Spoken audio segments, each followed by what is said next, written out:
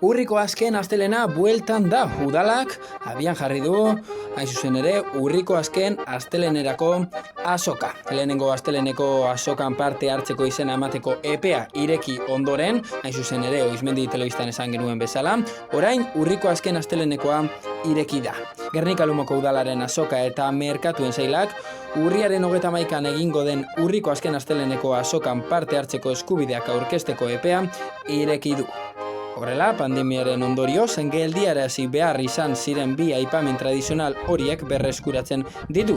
Parte hartu nahi dutenek, nahita ez egon behar dute alta emanda Foru Aldundiko nekazaritza saileko ustiategien erregistroan, hori bai, autonomia erkidegoko erakunderako ekoizle eta artisauek ere parte hartu ahal izango dute lehiaketa honetan, hori bai, azokaren sustatzaileek beren elkartea gonbidatu badute.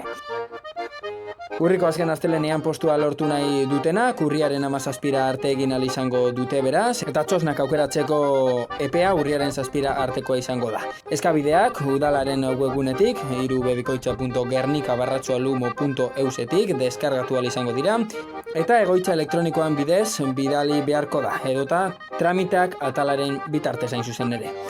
Horrez gain, posta elektronikoz ere, abildua gernika_lumo.eus helbidera bidalitan, edota bestela Gernika Lumoko udalaren erregistroan, azen hain zuzen ere. Astelenetik ostiralera egin ahal izango da hau, goizeko 7:00 arratsaldeko 3:00 bitartean.